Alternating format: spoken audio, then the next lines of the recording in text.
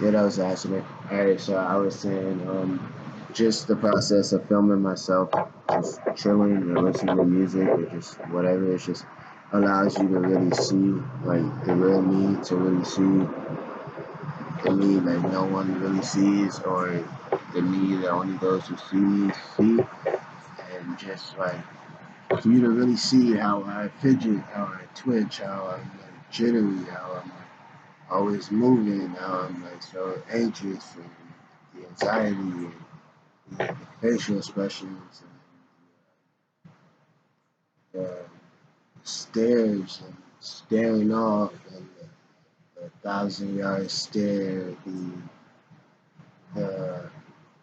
the stare you in the face, and I'm just like streaming tears, and I'm just staring at you in the face as if that wasn't happening. And it's just, like I just, kind of more like a look at my tears kind of thing. Look, you see this? Like I'm letting you see it all just pour out, and then stopping and laughing and showing how I get to that point to where after a while it's just funny. At this point, I'm just so sad. It's now humorous to me. The amount of sadness within is humorous to me, you know. And then it just makes me laugh. Like it's just, you know, like depression is just like a blue comet telling jokes you find distasteful. But he's just trying to cheer you up, you know. He's telling you jokes about your past, and you're mad. Like, you know, your past was distasteful, and it's like you're not gonna laugh at that. And you're like, yo, you're rude, and he's like, dude, I'm just trying to get you to see, you know, to see that. And I was thinking about that last night off camera. That's what I'm saying, off camera. I was thinking about that off camera, bro. I was like, this depression, this sadness really needs to be embraced, bro, because it is what fuels me as an artist. Like I can't say it's what fuels me as an artist, but it's what fuels my productivity as an artist. And not even like I'm fueled as an artist by just my desire because I want to like, be great at it. But the depression is actually the fuel. It's like it's the fire to the fuel. It's the fuel to the fire. I already have the inner fire to want to be great. But at the same time, the universe is like, all right, like you look at it like I'm a creative character that the universe had to make, God had to make. So he made me really smart. Then he gave me many artistic gifts, many gifts. Just made me extremely just valuable. Then put me through half of childhood worth of sexual trauma to really keep me in line. To make sure I never got out of hand with all the power that he gave. He made me so powerful of a person. He has to have some checks and balances. Well, what are we going to do about this really powerful person running around planet Earth? God, uh, give him sexual trauma. He won't know what to do with himself. I'll give him enough time to be humble and figure it out and to care about more than using his gifts to make his life better. Boom. Okay. Damn. That's just what it was. Without that check and balance, I would be way more not caring. Way more. I just end up telling who I would be. I wouldn't be so like,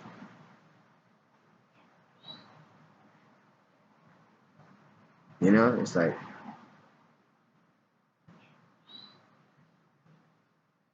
I consider myself caring, but at the same time I'm going through like my own devastation, so I'm gonna be like locked away dealing with my own stuff. But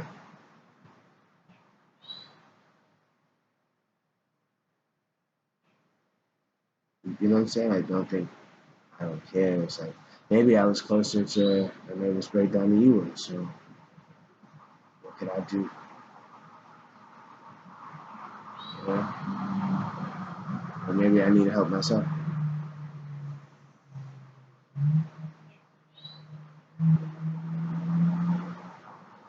So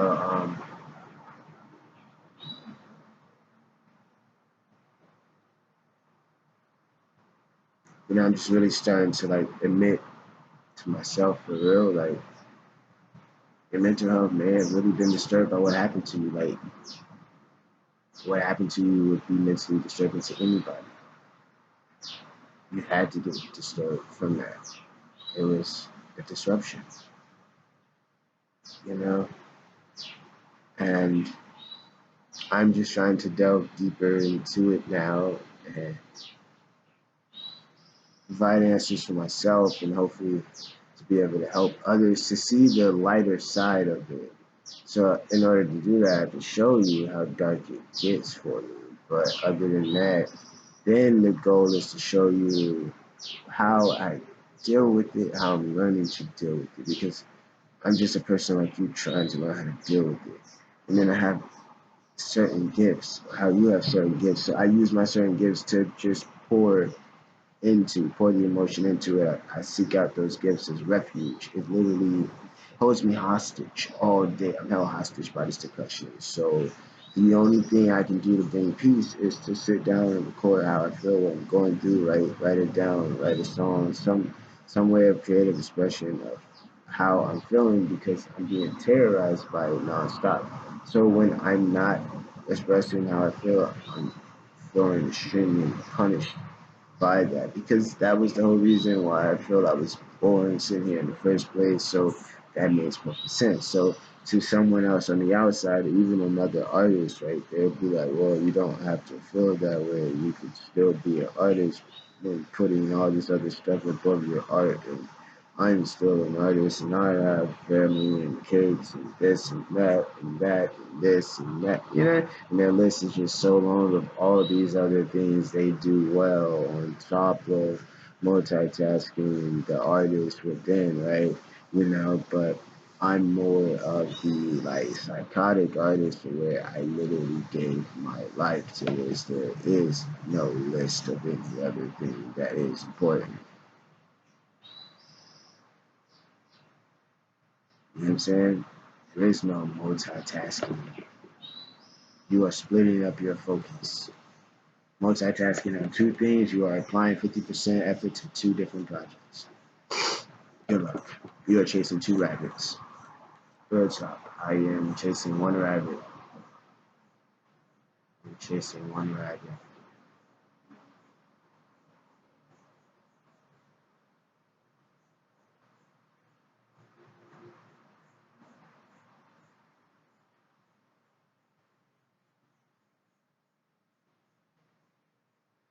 So what else? What else we got? You know, Master P. Let's go back to Master P. Right? No Limit Films. I feel like for No Limit Films to have like discovered Chad Films as far as like the first big production company to work with me after this Netflix distribution deal and starting the process of being an actor and getting into a real movie role. That's what I really, really want. I want that real movie written by someone else, just casting a movie like real Hollywood Netflix production, something. Even if I do some independence in between, then I'm cool with that. But it's just if I just want something that's sent from the agency. So if they have an independent one I can do, I'll do independent movies as an actor. I'll do a bunch of independent movies. I wouldn't care. I'm an independent artist already, so I would just straight do indies because that's what the Hollywood actors want to do anyway. I want to do more independent stuff, not to worry about the money. I do this big commercial success, blockbuster stuff because it pays my bills and all this heavy, expensive lifestyle, my cost of living. So excuse me. So as an independent actor, I can just act in independent films as well. So I want to make sure I do that as well. That I have an independent catalog as well as a mainstream one. So always make sure I get an independent one in there, like to where I don't even count them. Like one movie for me is independent and a Hollywood one. So I gotta do both. Now I got one for one. I'm in the indie world and I'm in the Hollywood one. And I just go from there and keep putting out my own directing projects because all my directing is independent. But as far as a company, a film production company coming to me to produce some of my ideas or buy some of my books and produce them into films with me, I see that happening, of course. But if I could, and some of them would be straight Hollywood, I have nothing to do with music, hip hop, or anything. But if I could pick one that's not just Hollywood, it's like more like music, like some of the music artists I grew up on that branched off into Hollywood and started like Grand Hustle Films. Like, imagine if Chad Films came out on Grand Hustle Films and No Limit Films. You know, like No Limit, Grand Hustle, they were always like the dream companies to work for. Like as far as like T.I. dude, like this is my debut, so no one knows me, man. But at some point you're gonna realize like I am a powerhouse, man. Like you're going to have the biggest sensation in filmmaking history, like just because of what I stand for. First off, you can't even compete with what I stand for, what I'm willing to make a film about. You're not willing to go there. I went already, you're pussy. And then I'm coming in the game like this. Then I was almost coming in the game with an entire lifespan worth of material beforehand. Now I have to rebuild that at the beginning with all the spotlight. Coming in with the acting deal and the directing deal. So now they're both separate. I don't have to bug these people in the acting world about giving me a freaking directing job. Just, I want to be in more movies. I'm just going to pretend to all of them like I don't even do movies on the side, even though I might still talk about how I do movies on the side, or they might see me making movies, or they might have already seen the movie. My freaking movie distribution deal might lead to my first acting gig. They might actually skip the whole John Casablanca process, but I want to still take those classes so I can see if they're really going to send me on auditions. Because the way they treated me on the audition, I was a standout person. I don't see why they wouldn't really send me out on auditions. They literally gave me the script for Starbucks. They gave everyone else Nike.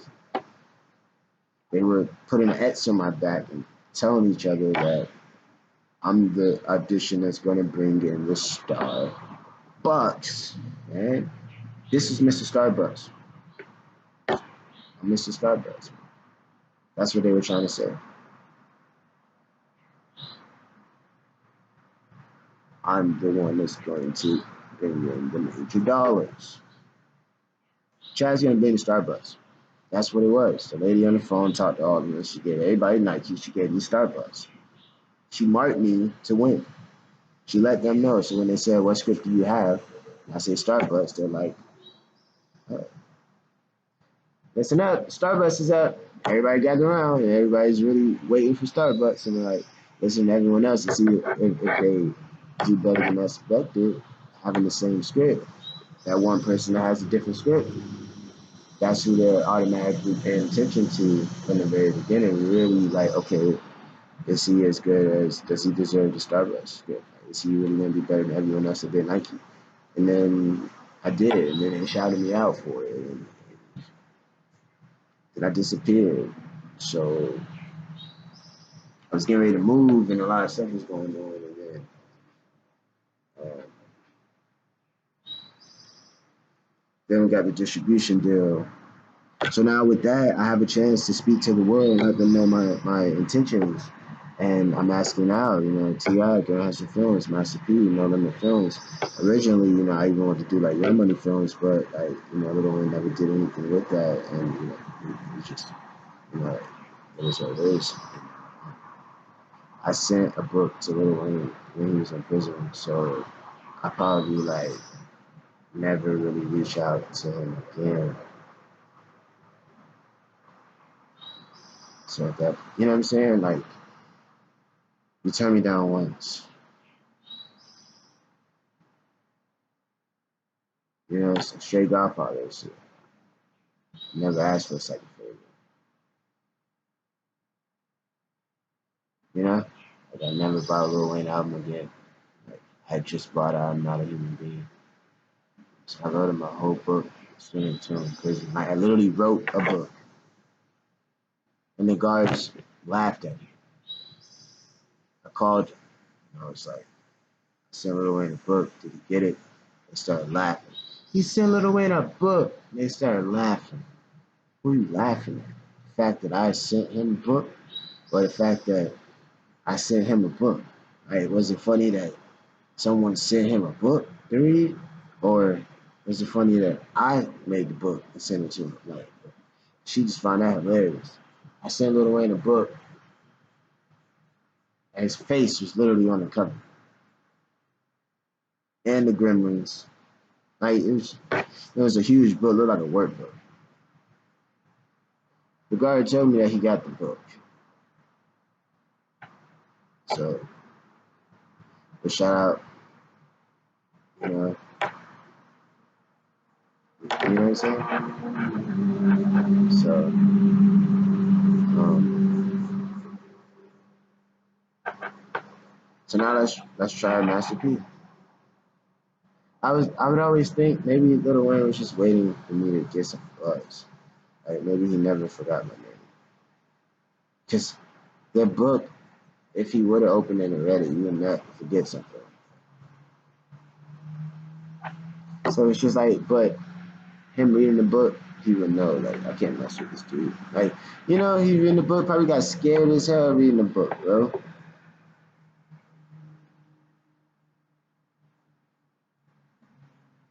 I called the book A Block Is Hot. And it was about, like, citizens, like, revolting against the cops for killing citizens, basically.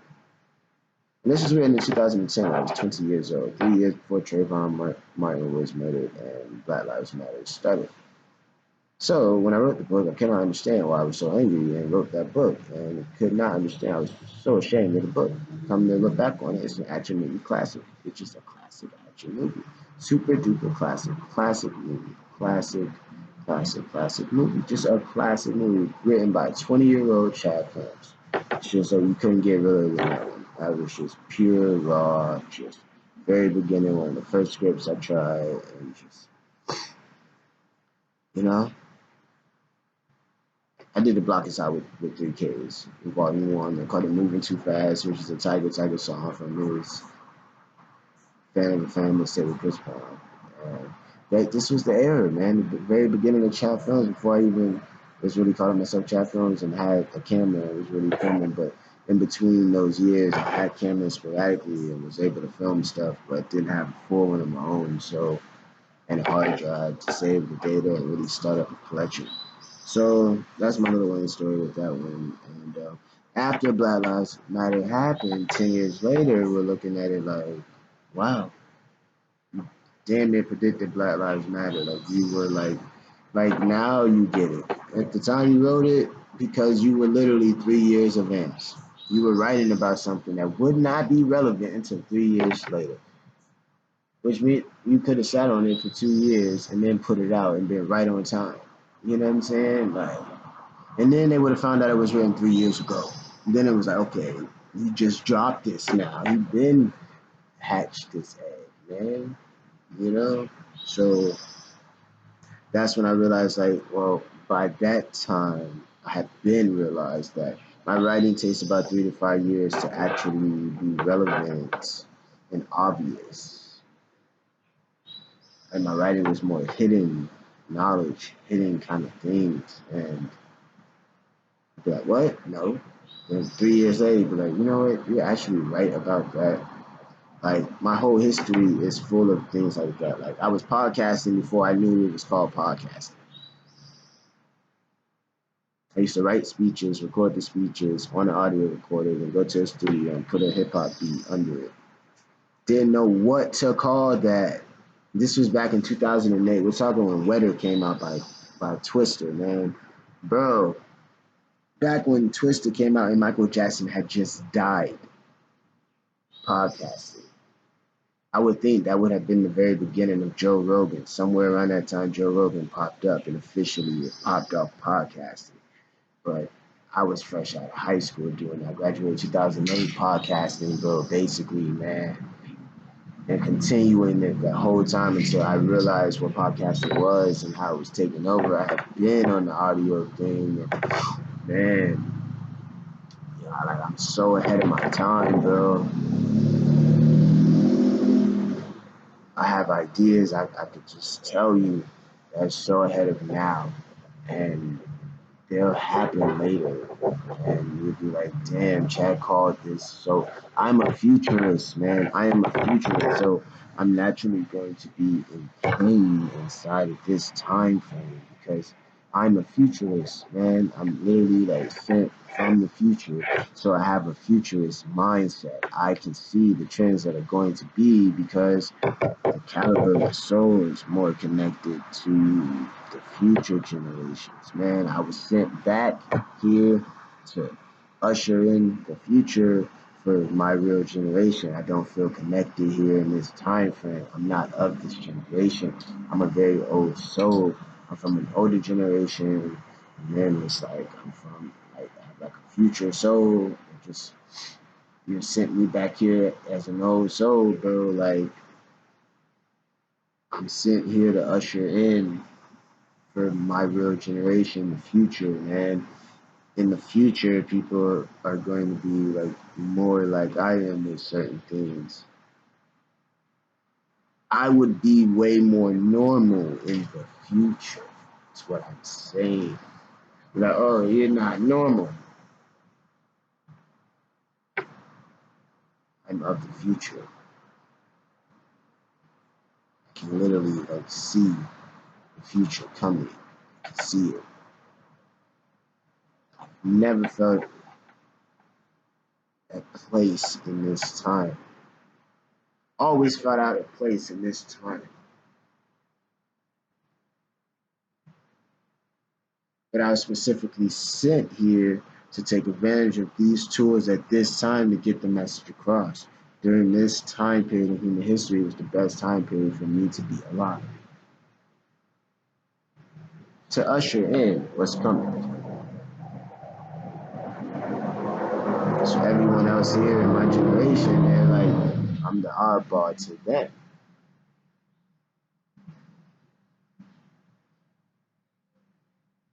You know?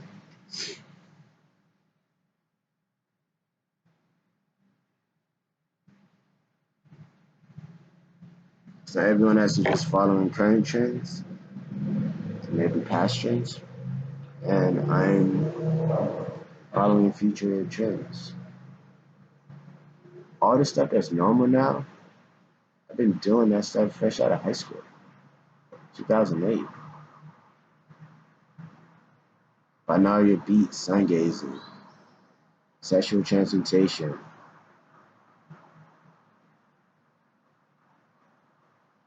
keeping a journal, creative diaries, 7 years, 5,000 gigabytes of me exploring my own psyche, basically.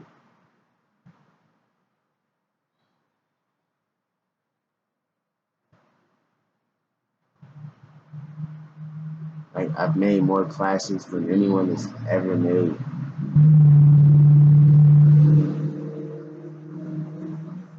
That's what I had to trade to get this opportunity. I had to give up more data than anyone has ever made before.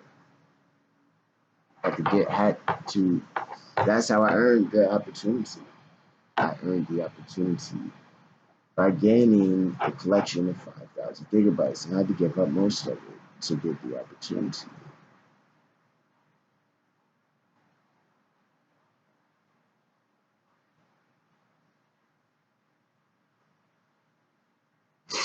You know, but you're always more than 5,000 gigabytes of data. That's a lot, bro. That is a lot. That's 10 years worth of stuff, man. It's 50 days worth of data. 50 days. So when I say like more than anyone has ever made, like that's what I mean. How long will it take me to listen to all of the files you made, watch all of the files you made? It take you 50 days. Literally 24 hours straight times 50. You might get through that before you die. You might not. And you would have died never hearing everything someone said who died before you.